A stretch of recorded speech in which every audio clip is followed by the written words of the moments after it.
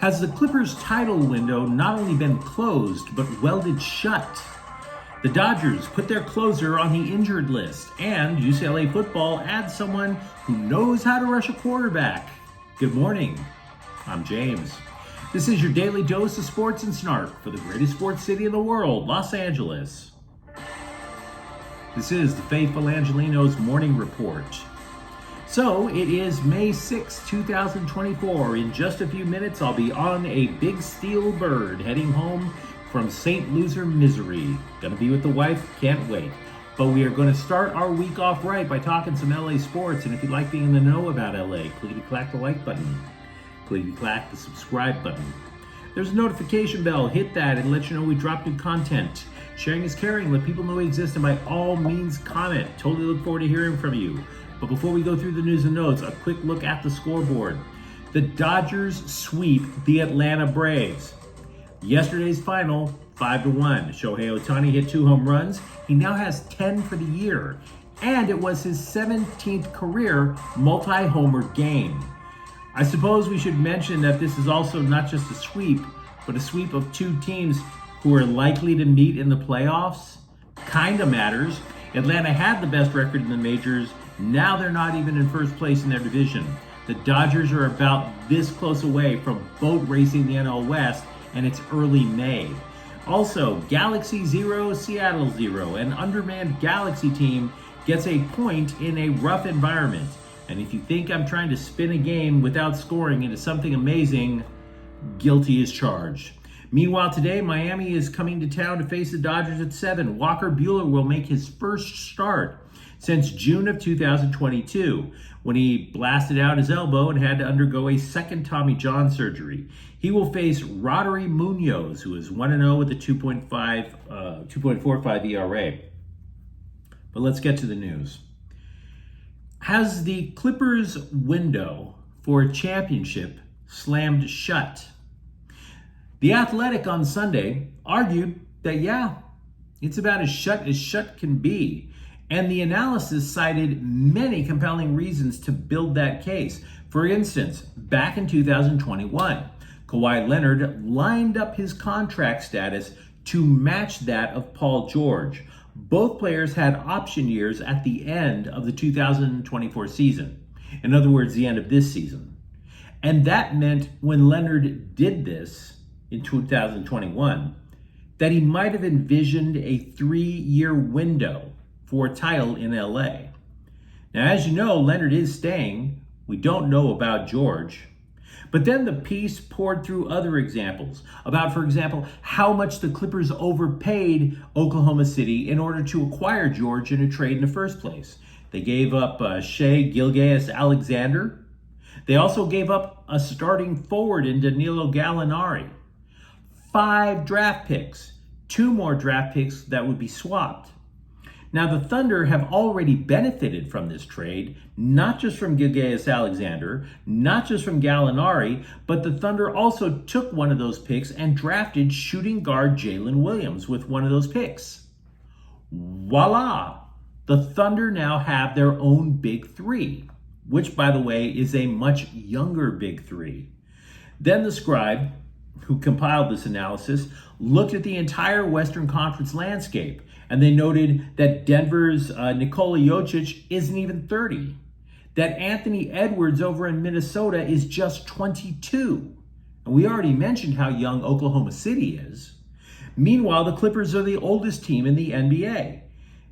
They can't blow up the roster to rebuild because they have no picks, and they damn sure don't want to open up an arena without any star power either. Load management didn't help them in the standings a couple of years ago. Lack of load management this year, and Leonard gets hurt. Misses most of the playoffs. Then even worse, you notice that they're kind of small compared to the Lakers. So notice we're just piling bad news upon bad news on this team. And you're thinking multiple teams have passed them by, old with unmovable contracts. The analysis didn't even bother to mention James Harden that much. So what are we to make of it?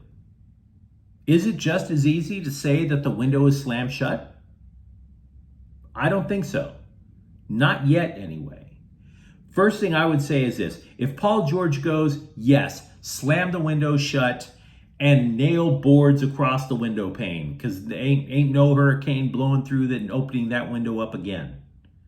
Now, if George does stay, question, could the Clippers accomplish what the Lakers couldn't?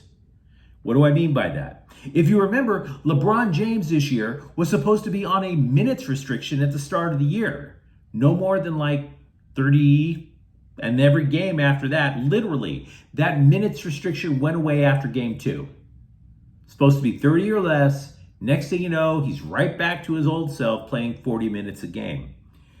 If you think that Tyronn Lue is a smarter tactician than Darvin Ham was, is it possible then that the Clippers could utilize other players more and therefore reduce Kawhi Leonard's minutes, reduce Paul George's minutes, and then all of a sudden, boom, they're both healthy for the playoffs? The Clippers keep getting bounced primarily because Leonard isn't there to answer the bell. And by the way, third reason that I don't think the Clippers window is shut yet. There have been multiple instances in my life where the oldest team in the league won the title. The Detroit Pistons come to mind. Not just the bad boys in the late 1980s. They were pretty old. But so too came the Pistons team that knocked off the Shaq Kobe Lakers from trying to get a three-peat back in the day. That team was the oldest in the NBA. Then, when it was Kobe and Pau Gasol, Dallas was the oldest team in the NBA. They eliminated the Lakers and eventually won an NBA title. How did those teams do it? With an overwhelming focus on defense and playing very deliberate basketball so that those old legs wouldn't get caught in a track meet up and down the court. So I guess what I'm trying to say is I can't guarantee that the window is closed. But they do have to keep Paul George, and they do have to re-strategize how they're going to play the game. Because they can't get in a track meet. They just can't. Meanwhile, Ty Lue said he has no comment on reports that the Lakers front office is pining for him as a replacement for Darvin Ham, other than saying, quote, "It's great to be wanted," unquote. Lue did say that the Clippers, quote, "have all been great to me. This is where I want to be," unquote. Now, to recap, Lue is under contract for another year, and when those reports about the Lakers' job originally surfaced, the Clippers ran to the press immediately and screamed how much they wanted to sign Lue to an extension, literally less than an hour after the story that the Lakers might be interested broke. So Lue literally holds all the bargaining chips here, because if he goes, just like George, yeah, you close the window. The Clippers aren't going to get a better coach off the fly than Tyronn Lue. By the way, have you noticed we have not chatted a lot about Russell Westbrook? The reason for that is twofold. One, despite his excellent career, he's not a core member of the Clippers. He comes off the bench. And the other is, of course, the status of George and Harden. But Westbrook is a free agent too. And he could be in line for a larger contract than that the Clippers can match because of that draconian salary cap. For his part, Westbrook took to Instagram and said reports of him wanting to leave the Clippers are fabrications. He said he hopes to come back in any role, quote, "that continues to put us in the best position to win next season." Us implying a desire to stay in LA, as you might imagine. Now, maybe that could be a plus if George goes. I doubt it, but it could be. Because if you're in a situation where Ty Lue is wondering if Westbrook should be a starter, and if so, maybe he's the one coach who could figure out how to get Westbrook and Harden to coexist simultaneously on the court. I doubt it, but maybe. Because if Harden left and George stayed, you could literally just plug Westbrook right back into the lineup and go with that. I'm just wondering if it could be possible if George leaves, because that's the big wild card to the Clippers offseason right there.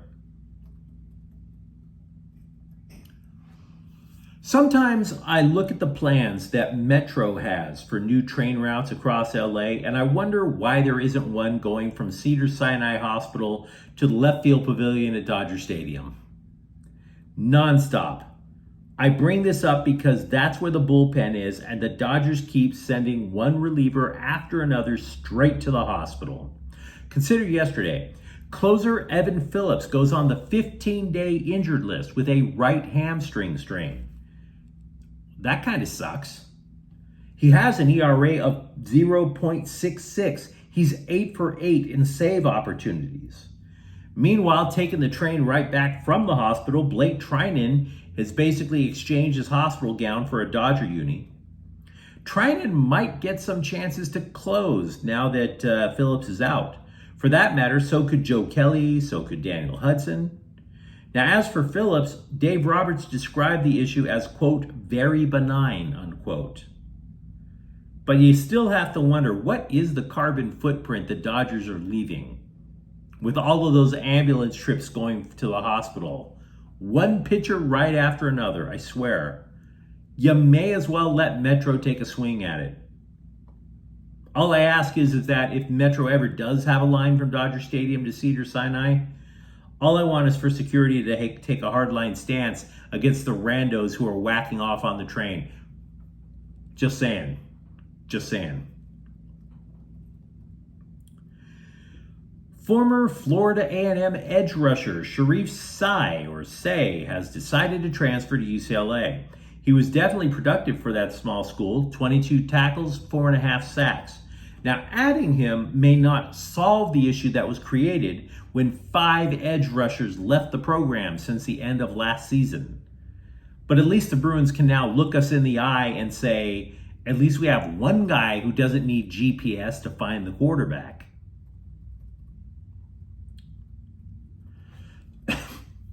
I've never really been described as a glass half full kind of guy. I think you can guess that on your own. But I do believe that you should take comfort in knowing things could always be worse. It would suck, for example, to have a colostomy bag, but it would be even worse if you had to hold it in your teeth. The point I'm getting at is the Lakers have erred often in their previous coaching searches since Phil Jackson left. But it would have been profoundly worse, so much worse, if they kept guard Lonzo Ball. The one-and-done UCLA Bruin, whose overbearing father became one of the most odious gas bags in organized basketball. I mean, seriously, if you're going to have a hype man in your life, make sure it's not the sperm provider. Try to find another guy. Ball was eventually traded by the Lakers. He's currently in Chicago. And in case you've forgotten about him, that's because he hasn't played since January of 2022. He's been sidelined longer than Walker Buehler. Only that did not stop Lonzo Ball from picking up a $21.4 million option on his contract. So yeah, that would be worse. 2.5 years, not taking a single shot in a game, $21.4 million. I'm not suggesting you should be mad at the player for taking the bag. I'm simply suggesting that you should be relieved that he hasn't been LA's problem in many years. The Sparks opened their preseason schedule over the weekend, and I have a minor issue with the coverage of the WNBA. If you want to hype preseason games being sold out so that people can go see Caitlin Clark, I get that. I do. Because the WNBA has struggled for decades. So sell your tickets. Totally understand. But what I take issue with is that in order to try to keep the hype train going for the WNBA, the scribes are drooling over Cameron Brink and other Sparks rookies who just look ravishing in their red carpet dresses. Oh, so sexy. If you and the press want me to take these women seriously as professional athletes, stop telling me they're hot. Straight up. Nobody in the NFL press corps told us if Tom Brady was attractive. Your girlfriend probably wore Tom Brady's jersey. There's a reason that she did. Now, as for me, I don't need to know who's pretty or not. I don't care. I do not buy Sparks tickets in the hopes that Rakea Jackson spills out of her halter top. It doesn't matter to me. The Sparks have stunk for the last 3 years. They're not going to get a special exemption for the playoffs if they play the game in lingerie. So stop telling me they're sexy. Just tell me they know how to play ball. That's enough. Rumors have started about where the Kings could trade Pierre-Luc Dubois. I'm giving you this as a heads up because I've been reading rumors. None of them have any basis in reality, particularly because the NHL season is still going on. There's not going to be a trade until that cup gets lifted. But you let me know what you think in the comments thread. Do you believe the Clippers title window has closed? Do you believe the Dodgers can get by without a closer? And if you enjoyed this content, don't forget to subscribe to Faithful Angelenos. We're talking LA sports every single day here. Thank you for watching. I'm James. We'll be back tomorrow. Faithful Angelenos is a Kian Corte El Queso production. Take care.